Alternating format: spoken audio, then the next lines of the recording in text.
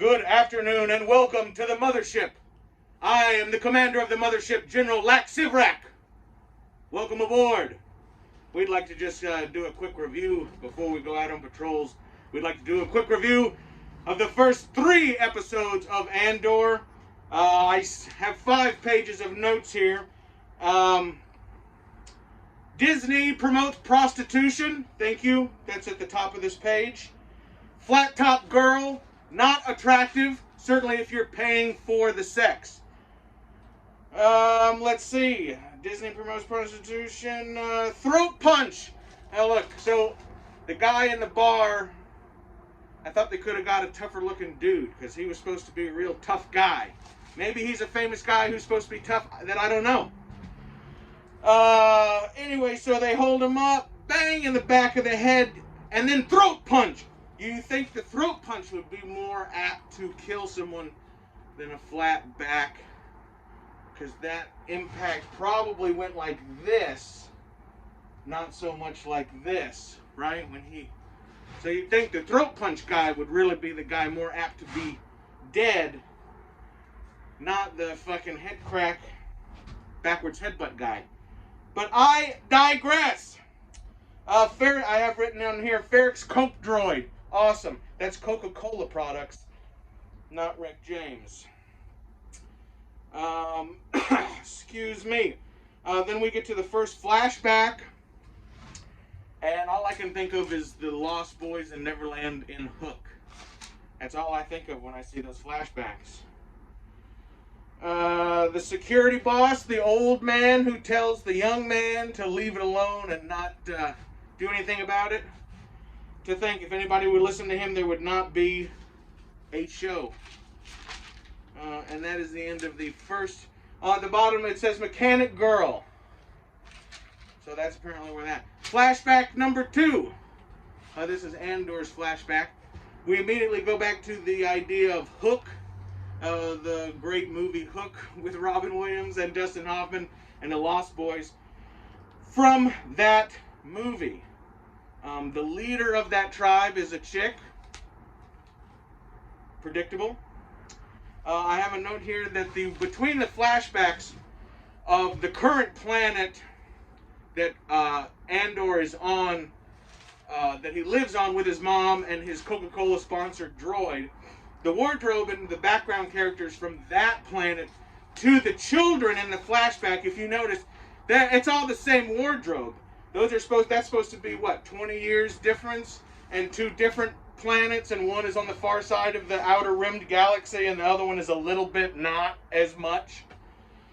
It's the same, everybody's wearing the same yellow and or lime green padded 1980s Aspen, Colorado jacket.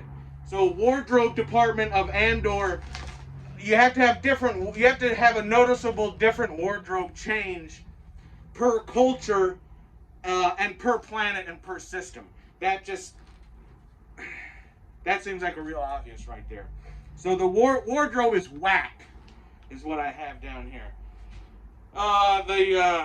The acting inspector, the young man who goes after him, I have a note that says Hux 2.0,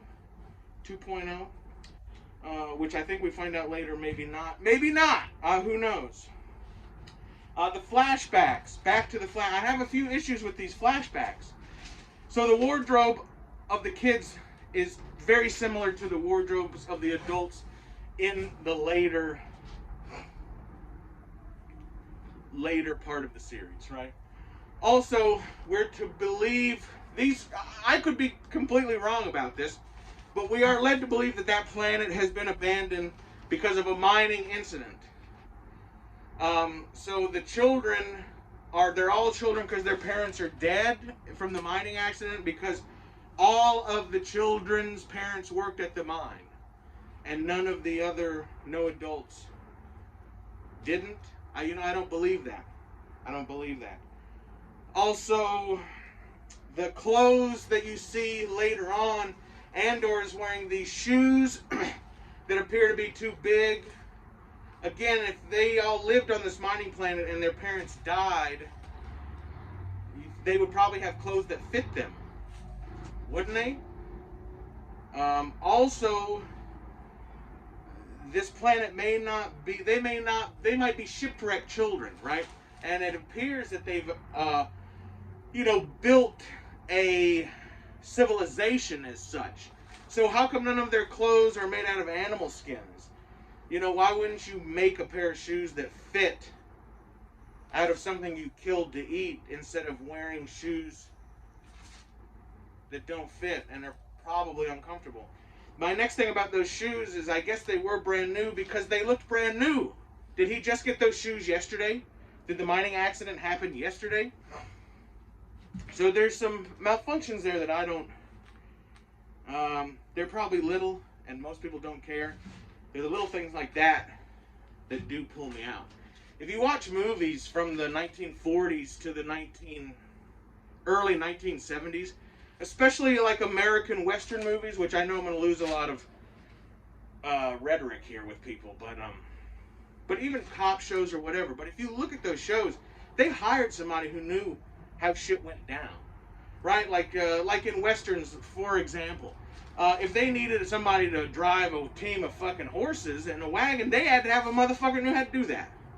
So it's authentic, And so I think there's people, if you're going to represent a tribe living in the forest, is there anybody there that's lived in the forest? I don't know. There's a few things like that that bring me out of it. The clothes and the kids.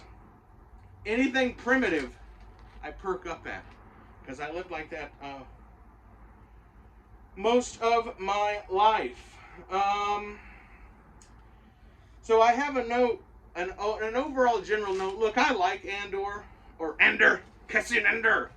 Good to see a big, husky, blonde-haired white guy who is so far a good guy. So way to go, Disney, on actual inclusiveness. But my general note of the first episode is a lot of nothing. It's really a lot of nothing. Even the first 3 episodes are really a lot of nothing.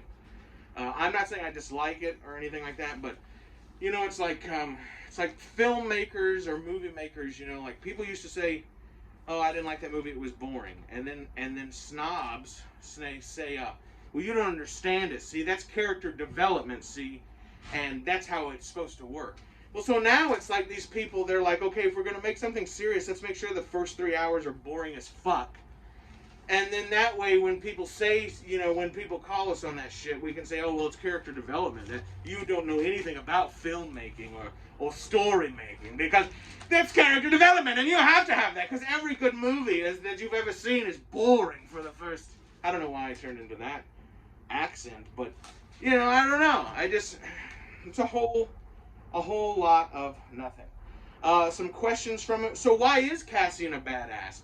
Because except for taking out them 2 dudes, and maybe what we saw in Rogue One, he's cold-blooded. That doesn't make you badass. I'm not saying he's not. I've known a few badasses. I respect badassness. I see it when people are trying to impart it, and I see when it is not. But so Cassian is a badass, but I'd like to know why. That hasn't been answered yet. Even into the 4th episode that I just watched just recently, that's question has still not been answered. Why? But obviously his adopted mother and her boyfriend, whatever that other guy is to her, trained him, because they're obviously badasses, right?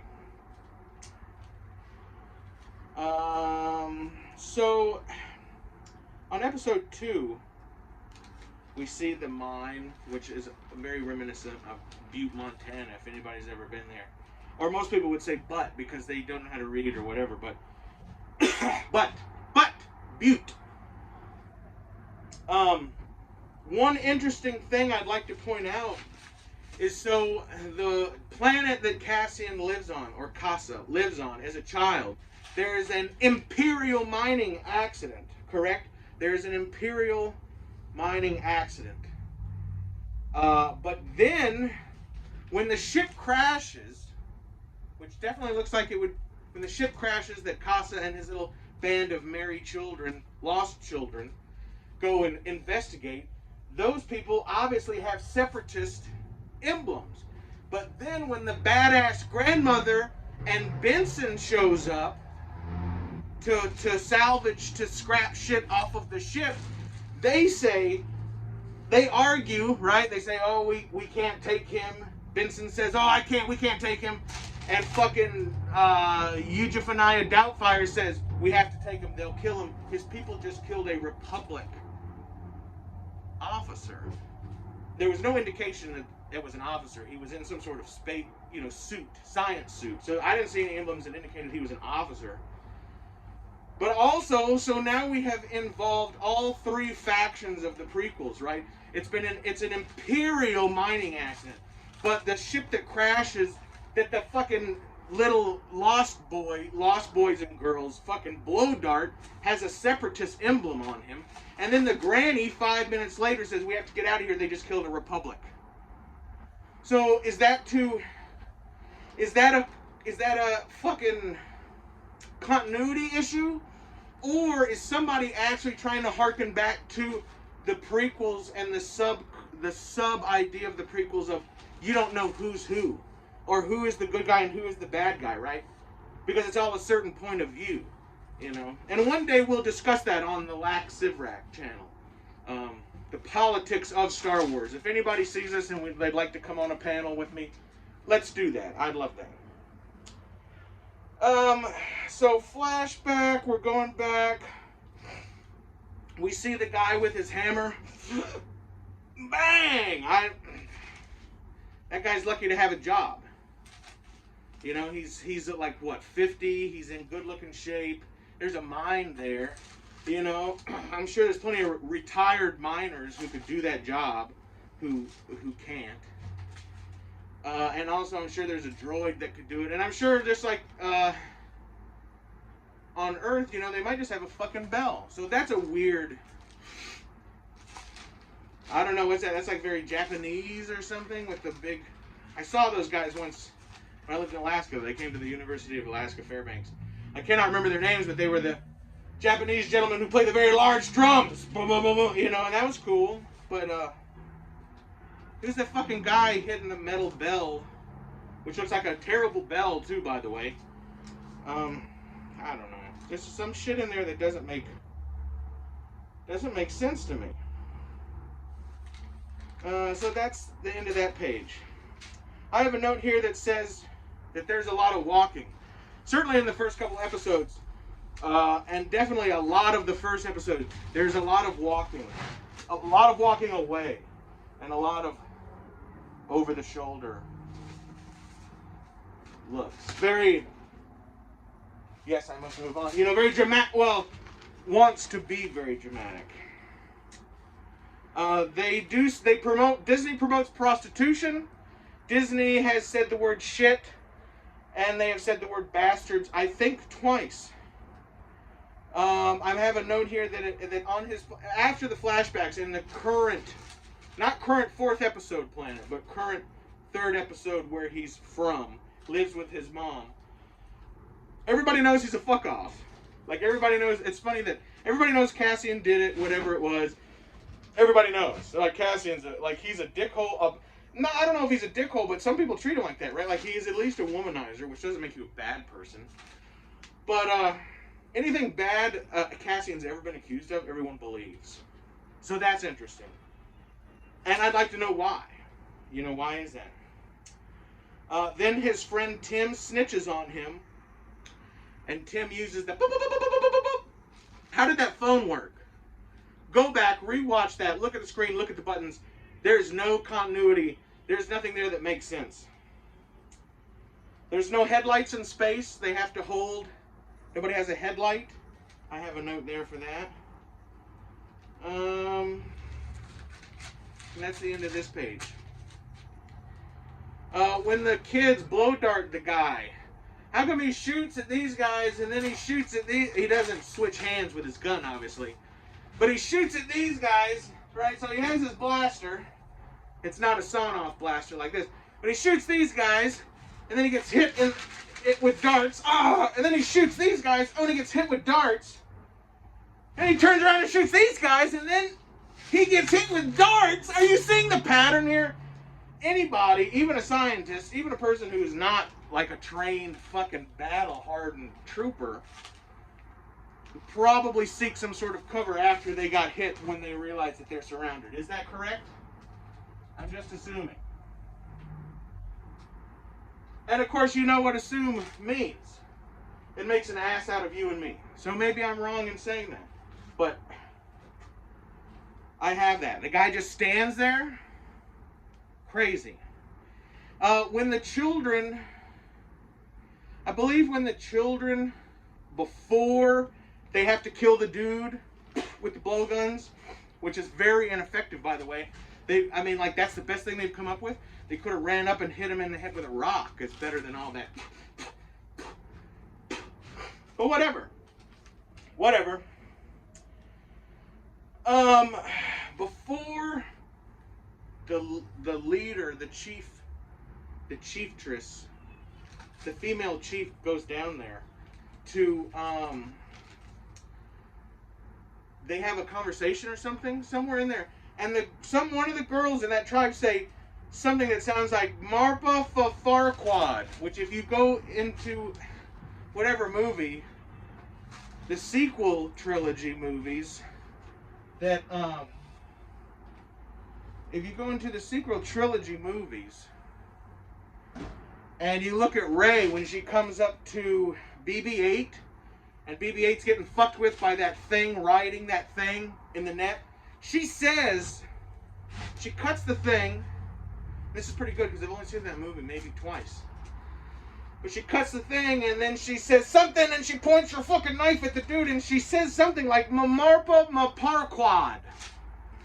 And this girl in this fucking show says something that sounds just like it in Andor. Go back, listen to it. I'm telling you, am I wrong?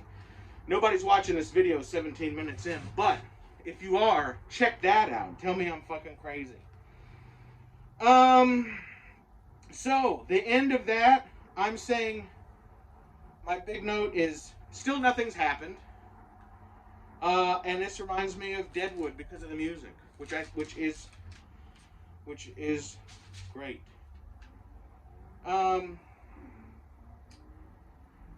So this last page, it really just has a few things. Tim is stupid. Tim is the character who snitched. I just watched the 4th episode. I think the guy who's recruiting Andor is very cool. I think Andor